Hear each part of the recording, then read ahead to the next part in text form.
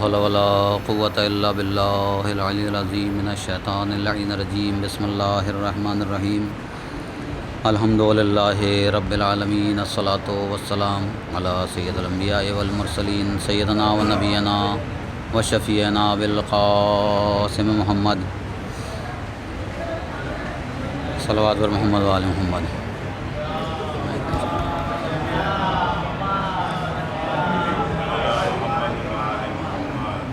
وأهل بيته الطيبين الطاهرين المعصومين المظلومين المنتجبين المنتخبين ولعنة الله على أعدائهم أجمعين من الأولين والآخرين من يومنا هذا إلى قيام يوم الدين أما بعد فقد قال الله سبحانه تبارك وتعالى في كتابه المبين وهو أصدق الصادقين وقوله الحق بسم الله الرحمن الرحيم نحن قدرنا بينكم الموت وما نحن بمسبوقين على أن نبدل أمثالكم وننشئكم فيما لا تعلمون صلوات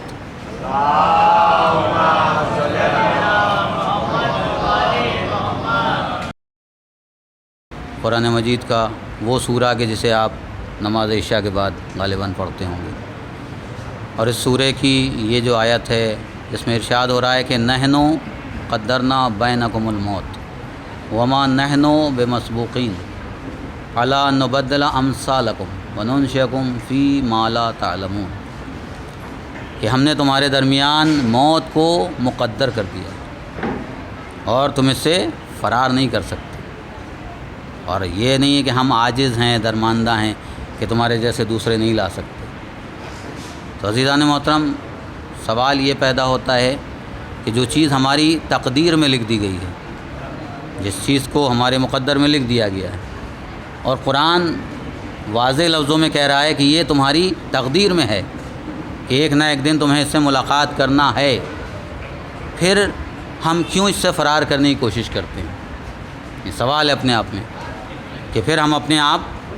اس سے فرار کرنے کی کوشش کیوں کرتے ہیں، جبکہ ہم یعنی ہم سے مراد سارا عالم اسلام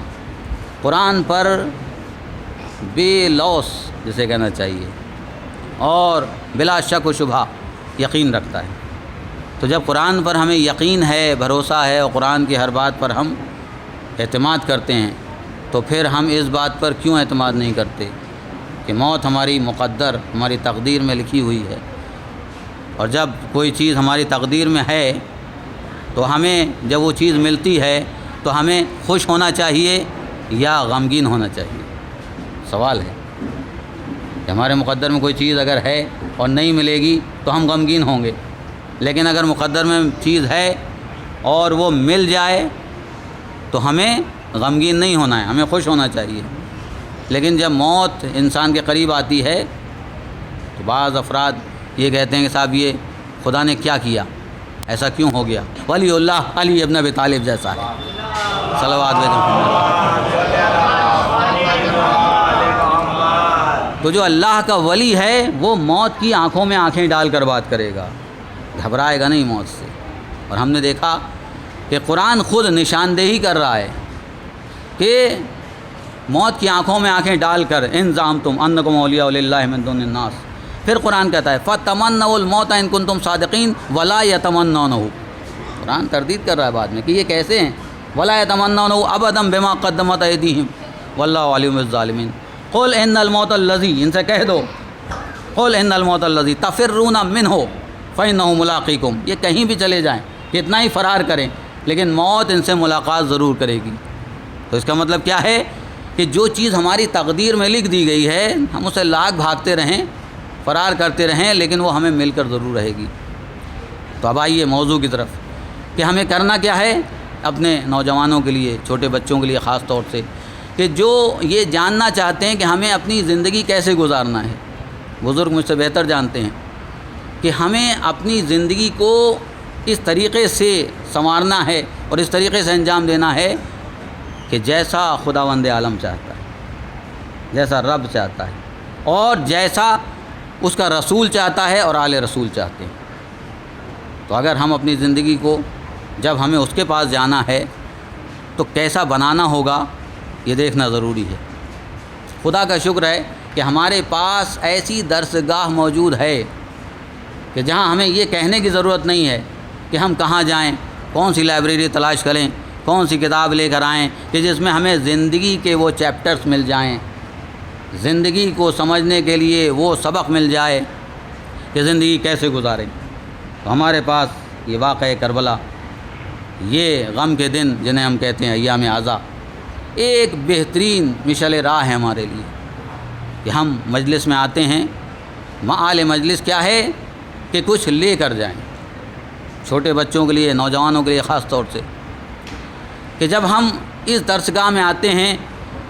تو یہ ایک ایسی یونیورسٹی ہے، اوپن یونیورسٹی، کہ جہاں پر نہ تو کوئی عمر کی قید ہے، نہ کوئی سن و سال کی قید ہے، نہ کوئی رنگ اور نسل کی قید ہے، نہ کوئی مذہب اور ملت کی قید ہے۔ یہاں بچہ بھی بیٹھا ہوگا، یہاں بوڑھا بھی ہوگا، یہاں جوان بھی ہوگا، یہاں ہندو بھی ہے، مسلمان بھی ہے، ہر مسلک، ہر مذہب کا ہے۔ ورنہ آپ جائیں اور دیکھیں کہ اگر وہ 60 برس کا ہو گیا ہے، اس سے کہیں کہ ابھی آپ نے ہائی اسکول نہیں کیا تھا کسی دوسری لینگویج میں، یا گریجویشن کر لیں کسی اور لینگویج میں، تو وہ جا کر نہیں بیٹھے گا، یا وہ بیٹھ جائے گا تو بچے مسکرا کر دیکھیں گے، یہ تو ہمارے والد کی عمر کے ہیں، دادا کی عمر کے، یہ اب کرنے آئے ہیں۔ لیکن مجلس میں اگر 60 برس کا بوڑھا بھی بیٹھا ہے اور 10 برس کا بچہ بھی بیٹھا ہے، تو یہ درسگاہ ایسی ہے کہ یہاں کوئی تفریق نہیں۔ تو اس درسگاہ سے ہم درس لیتے ہیں، یہ درس بلا تفریق مذہب و ملت ہوتا ہے، سنی، شیعہ، ہندو، مسلم سب ایک ساتھ جمع ہو گئے۔ اصل مقصد کیا ہے کہ ہم اپنی زندگی کو بہتر بنانے کے لیے کچھ حاصل کریں، کیونکہ ہماری زندگی بہت مختصر ہے۔ جیسے آپ آج دیکھ رہے ہیں 60 برس، 80 برس، بہت 100 برس، اس سے زیادہ تو نہیں سنا ہوگا، لیکن جنہوں نے 2500 سال گزارے، اگر ان کی زندگی بھی ہم دیکھیں تو جب انہوں نے بھی قوم کی طرف دیکھا تو نالا کیا، اور اسی لیے نوح کہلائے، اتنا نوحہ پڑھا کہ حضرت نوح ہو گئے۔ 2500 سال کی زندگی میں جناب نوح نے اپنی کشتی کو جب پار لگانے کی بات کی ہے، بہت توجہ رہے، تو جس کی 2500 سال کی زندگی اور 950 سال تقریباً، جو روایات میں 950 سال تبلیغ کی، اور اس کا ثمرہ 70 75 آدمی، 72 75 آدمی، اتنے کم تعداد میں لوگوں کا جناب نوح کی طرف آنا، تبلیغ کرنا، اور 2500 سال کی عمر پا جانا، گویا اس بات کی دلیل ہے کہ عمر کتنی بھی طویل ہو، اگر اہل بیت کا سہارا نہیں ہے تو کامیابی نہیں مل سکتی، اور عمر اگر کتنی ہی مختصر کیوں نہ ہو، لیکن اگر اہل بیت کا سہارا ہے تو کامیابی قدموں میں ہوگی۔ صلوات بھیجیں محمد اور آل محمد۔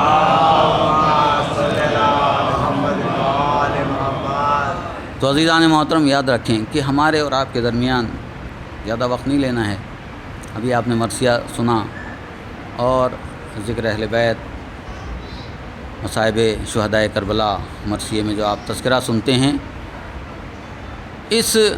تذکرے کو جب ہم اپنے لفظوں میں بیان کرتے ہیں تو آپ جو کربلا سے متعلق چیزیں ہیں ان کو اپنی زندگی میں اگر تلاش کریں گے، ہماری زندگی میں، تو کیونکہ جس زمانے میں ہم جی رہے ہیں، یہ زمانہ ایسا ہے کہ آپ دیکھیں کہ دنیا آپ کی مٹھی میں ہے، جسے کہتے ہیں، موبائل میں سب کچھ موجود ہے، سب کچھ ہے آپ کے پاس۔ سوال صرف اتنا ہے کہ جو چیز اللہ نے ہمیں عطا کر دی ہے، دے دی ہے، اور ہماری تقدیر میں ہے، ہم اس سے فرار کیوں کرتے ہیں، اس کے لیے آمادہ کیوں نہیں ہوتے؟ بس اتنی بات کو مکمل کر کے ربط مصائب اور مجلس ختم ہو جائے گی۔ ہم اس کے لیے آمادہ کیوں نہیں ہوتے ہیں کہ موت سے ہم فرار کرتے ہیں؟ فرار کرنے کے لیے قرآن کہہ رہا ہے کہ تفرون منہ فإنہ ملاقیکم، یہ کتنا ہی فرار کریں، ملاقی کا، ان سے ملاقات ضرور کرے گی، ثم تردون، اور یہ پلٹیں گے اللہ کی طرف۔ اب ہمیں کیا چاہیے کہ جب ہمیں موت سے ملاقات کرنا ہے تو ہمیں اسے فرار نہیں کرنا ہے، اس کے لیے آمادہ رہنا ہے۔ کیا اس کے لیے آمادگی کیا ہے؟ کہ آپ سب سے پہلا عمل تو یہ کریں کہ اپنی زندگی میں اللہ سے ملاقات کا جو بہترین ذریعہ ہے، جب آپ کسی سے ملنا چاہتے ہیں تو آپ تلاش کرتے ہیں کہ ہم اس سے ملنے کے لیے کون سا وقت لیں۔ بڑی شخصیت سے جب ملنا ہوتا ہے تو ہم اس سے پہلی چیز وقت درکار ہوتی ہے کہ وقت کون سا ہونا چاہیے، کب ہم اس سے ملاقات کریں، اور پھر وسیلہ تلاش کرتے ہیں بہت توجہ رہے، دونوں چیزیں. ہمیں بڑی شخصیت سے ملنے کے لیے وقت چاہیے اور وسیلہ چاہیے. پروردگار عالم نے ہمیں 5 وقت دے دیے، 5 وقت ہمیں اللہ نے دیے تاکہ یہ تمہارے لیے ہیں. ویسے تو پورا وقت اسی کے لیے، لیکن 5 وقت ہمیں دیے، کہا کہ یہ 5 وقت تمہارے، تم جب چاہو ہمارے پاس آ جاؤ. لیکن یاد رکھیں کہ 5 وقت پہ مسلمان اگر اپنا سر بھی پھوڑتا رہے تو ملاقات کا کوئی فائدہ نہیں ہونے والا، جب تک کہ وسیلہ درست نہ ہو، جب تک وسیلہ درست نہ ہو. تو اب یہ 5 وقت کے جو سجدے ہیں، اگر ان سجدوں کو کامیاب کرنا ہے تو ہمیں اس وسیلے کے ذریعے سے جانا ہوگا جس کے ذریعے سے پہلا سجدہ ہوا تھا. توجہ ہے، جو پہلا سجدہ جس کا رب نے حکم دیا تھا اور رب کے حکم سے کہا تھا کہ آدم کو سجدہ کرو، تو جو نور پیشانی آدم میں چمک رہا تھا، یہ سجدہ آدم کو نہیں تھا، اس نور کی عظمت کے لیے تھا کہ جو پیشانی آدم میں تھا. تو عزیزان محترم، اگر وہ نور جو پیشانی آدم میں آ جائے تو آدم سجدے کے لائق ہو جائیں. اگر وہ نور ہمارے دلوں میں اتر جائے تو ہماری بلندی کتنی ہو جائے گی. صلوات بھیجیں محمد اور آل محمد. کہ ہماری عظمتیں کتنی بڑھ جائیں گی. تو اگر کوئی مسلمان چاہتا ہے کہ ہمیں بلندی حاصل ہو تو اسے کہیں جانے کی ضرورت نہیں ہے، 5 وقت کی نماز پڑھے اور اہل بیت کا وسیلہ قرار دے. اہل بیت کے وسیلے سے کیا نماز کیا ہے؟ الصلاۃ معراج المومن، الصلاۃ عماد الدین. نماز دین کا ستون ہے اور کوئی عمارت بغیر ستون کے رہ نہیں سکتی. الصلاۃ معراج المومن، بلندی پر جانے کے لیے نماز سہارا ہے، اور نماز کو قبول کروانے کے لیے اہل بیت سہارا ہیں. اگر بغیر اہل بیت کوئی نماز ادا کرے، خود پیغمبر اسلام صلی اللہ علیہ وآلہ وسلم صلوات پڑھیں محمد ارشاد فرما رہے ہیں کہ اگر کوئی عمر نوح پالے اور کعبے کے دروازے پر بیٹھ کر، کتنا مقدس دروازہ ہے کعبے کا دروازہ، کعبے کے دروازے پر بیٹھ کر عمر نوح پالے، اور اگر علی کی محبت اس کے دل میں نہ ہو تو اس کی عبادتیں رائیگاں ہو جائیں گی، بیکار ہو جائیں گی. تو اس کا مطلب ہے کہ ہماری عبادتوں کی قبولیت کا دار و مدار محبت اہل بیت پر ہے. اور جب محبت اہل بیت ہمارے دل میں ہوگی تو ہمیں کہنے کی ضرورت نہیں ہے کہ ہم اللہ کے رسول سے اور آل رسول سے محبت کرتے ہیں، بلکہ ہمارا عمل بتائے گا کہ ہم کتنی محبت کرتے ہیں. کا عمل کیسے؟ کا بھائی سے بھائی کی محبت، بھائی اور بہن کی محبت، شوہر اور زوجہ کا ایک دوسرے سے خیال، والدین کی اطاعت، ان کی عظمت، پڑوسیوں کا خیال، کسی ضرورت مند کی ضرورت کے بارے میں آپ کو علم ہو جانا اور آپ کا بے چین ہونا کہ ہم کیسے اس کی ضرورت پوری کر دیں، ہم کس وقت کس کے کام آ جائیں، اور اگر نہیں کام آ سکے تو افسردہ خاطر ہونا کہ کاش میرے پاس کوئی ایسی طاقت ہوتی تو میں اس مومن بھائی کا یہ کام کر دیتا، یہ کام آ جاتا. یہ محبت اہل بیت کا تقاضا ہے. اور اگر ہم زبانی کہتے رہیں کہ ہم اہل بیت سے محبت کرتے ہیں، اللہ سے محبت کرتے ہیں، اور پھر ایک بھائی تکلیف میں ہو اور دوسرا بھائی خاموش رہ جائے یا وہ اپنے کاموں میں مشغول رہ کر متوجہ نہ ہو، تو اس کا مطلب ہم نے پیغام کربلا کو نہیں سمجھا، پیغام اہل بیت کو نہیں سمجھا. تو عزیزان محترم یاد رکھیں کہ بس ہماری اور آپ کی زندگی جو بہت مختصر ہے، اور موت ایک وسیلہ ہے اس منزل تک پہنچنے کا کہ جس کے ہم متمنی رہتے ہیں کہ قبر میں علی آئیں گے، اور اس کے بعد ہم جوار رحمت میں جانے کے لیے دعا مانگتے ہیں. اب آپ تصور کریں، بس 2-3 جملے اور اس کے بعد ربط مصائب، کہ جوار رحمت کیا ہے. کہ آج کے عام لفظوں میں اگر کہا جائے کہ آپ کسی بہترین جگہ پر فلیٹ لینا چاہیں، مثلا آپ گڑگاؤں میں فلیٹ لینا چاہ رہے ہیں، بہت نزدیک اگر بتائیں، یا یہاں کی کوئی پوش کالونی ہو امروہہ کی، یا لکھنؤ یا دلی یا بامبے، کہیں بھی بہترین جگہ پر آپ چاہیں کہ فلیٹ مل جائے، تو آپ کیا کریں گے کہ آپ کے پاس پہلے اتنی کیپٹل ہونا چاہیے، اتنا پیسہ ہونا چاہیے کہ آپ وہاں جا کر زمین خرید سکیں، مکان بنا سکیں. تو آپ پوچھیں گے ریٹ کتنا ہے ان کا؟ بھئی 1 کروڑ روپے. تو اب آپ 1 کروڑ روپے جمع کریں گے تب وہاں کالونی میں آپ کو جگہ ملے گی جہاں پر کوئی بڑی شخصیت یا بڑے بڑے لوگ رہتے ہیں. بس بلا تشبیہ یہی منزل ہے کہ جب آپ جنت میں جانا چاہتے ہیں اور جوار معصومین کی دعا کرتے ہیں کہ پروردگارہ جوار رحمت میں جگہ دے، جوار معصومین میں جگہ دے، تو آپ کو 1 کروڑ 10 کروڑ اعمال اکٹھا کرنا پڑیں گے، اور جب اتنے اعمال اکٹھا ہو جائیں گے تب آپ پیغمبر کے پہلو میں جوار رحمت، جوار معصومین میں جگہ پا سکتے ہیں۔ اب آپ کہیں گے میں نماز تو روز پڑھتا ہوں، اس کے اعمال بہت ہیں، اس کا ثواب بہت ہے، روزے میں نے بہت رکھے ہیں، کبھی کوئی روزہ قضا نہیں کیا، ہمیشہ صدقہ نکالتا رہا، خیرات دی، غریبوں کی مدد کی، کبھی کوئی برا عمل نہیں کیا۔ لیکن یاد رکھیں بعض روایات میں ہے کہ آپ دن میں عمل کرتے ہیں اور شام ہوتے ہوتے تک سارے عمل ضائع ہو جاتے ہیں۔ ابھی آپ نے نماز پڑھی، مسجد سے باہر نکلے اور کسی مسلمان بھائی سے آپ کا ذرا سا خلش ہو گئی، کوئی بات ہو گئی اور آپ دست و گریباں ہو گئے، یا آپ کے دل میں کدورت آ گئی، یا اسی مسجد میں بیٹھ کر 2 بھائی آپس میں غیبت کرنے لگے، تو یہ ایک طرف سے آپ نے محل کھڑا کیا اور دوسری طرف سے وہ پھوس کا محل آگ لگ گئی۔ تو اس کا مطلب ہے کہ اعمال کا دار و مدار آپ کی نیتوں پر ہے، اور نیتوں کا دار و مدار خالص ہونے پر ہے۔ تو جب خلوص نیت سے آپ اپنے عمل کو انجام دیتے رہیں گے اور پروردگار سے دعا کریں کہ ہمارے اعمال ضائع نہ ہوں، تو جب یہ اعمال اکٹھا ہو کر آپ جائیں گے یہاں سے لے کر، تو یقیناً پیغمبر کے پہلو میں جگہ مل جائے گی۔ صلوات بھیجیں محمد اور آل محمد۔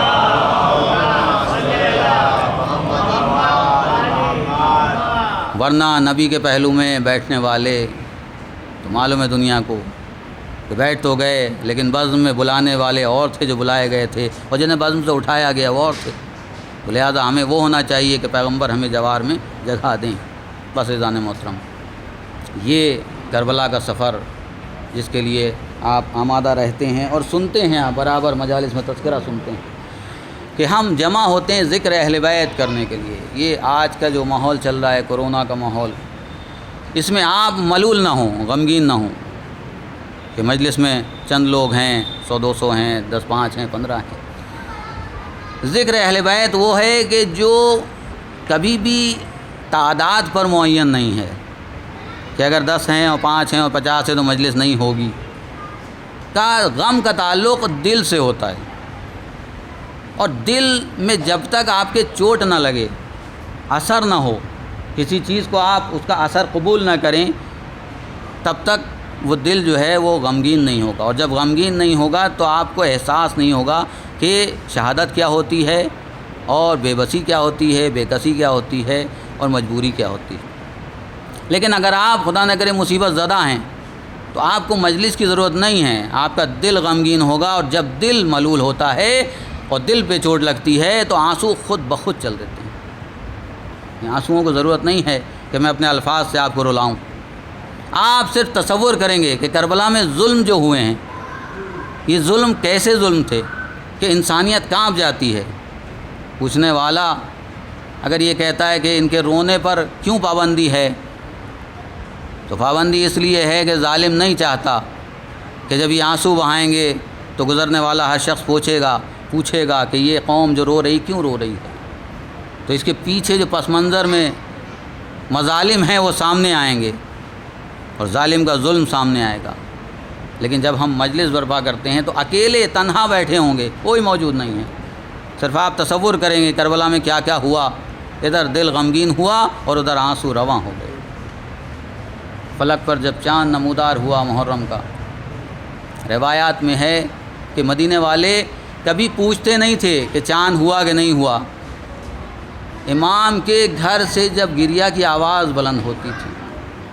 تو مدینے والوں کو پتہ چل جاتا تھا کہ ہاں محرم کا چاند نمودار ہو گیا۔ اس لیے کہ 5ویں اور 6ٹھے اور 4تھے ہر امام کے دور میں واقعہ کربلا کے بعد جب محرم کا چاند قریب آتا تھا تو اہل بیت کے گھر سے گریا کی آواز بلند ہوتی تھی۔ روایات میں ہے کہ مدینے والوں کو پوچھنے کی ضرورت نہیں پڑتی تھی۔ آزاداروں آپ متوجہ ہیں، آج محرم کی 4 تاریخ ہو گئی۔ حسین کے چاہنے والے کیسے کیسے ہیں، ایک ایک کر کے لشکر پر لشکر آ رہے ہیں، اور امام اپنے چاہنے والوں میں حبیب کو بلاتے ہیں۔ حبیب ابن مظاہر کون؟ جو بچپن کے دوست ہیں، اور امام کی نصرت میں اس حد تک آمادہ ہیں کہ وہ حبیب جن کو حسین نے زندگی عطا کی تھی بچپن میں چھت سے گر کر، اور اس کے بعد وفات ہو گئی تھی، انتقال ہو گیا تھا، لیکن حسین نے عطا کی تھی وہ زندگی، لہٰذا یہ زندگی جو تھی وہ مولا کی دی ہوئی تھی، اور نصرت حق کے لیے اتنے آمادہ تھے کہ جب حبیب کو خبر ملی اور وہ خط ملا کہ جس کو دیکھنے کے بعد حبیب نے اسے آنکھوں سے لگایا اور آمادہ ہوئے، تو صرف امتحاناً یہ جملہ کہہ دیا تھا کہ میں سوچ رہا ہوں کہ جاؤں کہ نہ جاؤں۔ زوجہ نے کہا اگر تم نہیں جانا چاہتے تو میں تیار ہوں۔ غلام گھوڑا لے کر جو گیا ہے وہ کان میں کہہ رہا ہے کہ اگر میرا آقا نہیں آئے تو میں تیار ہوں، آزاد آ رہا ہوں۔ وہ حبیب جب کربلا پہنچے، بس 2-3 جملے مصائب کے سن لیں اور ختم مجلس، کہ وہ حبیب جب کربلا پہنچے ہیں تو انداز یہ ہے کہ جب جناب زینب کو پتہ چلا کہ ابھی فوجوں پر فوجیں آ رہی ہیں، میرے بھائی کا کوئی چاہنے والا نہیں آیا،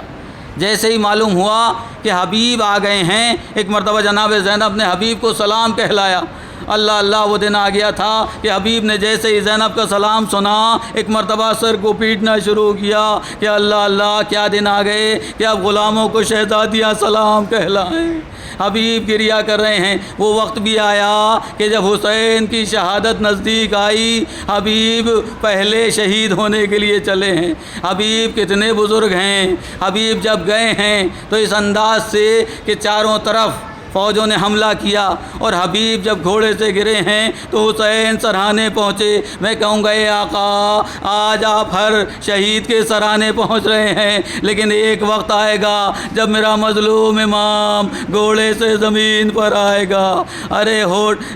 جناب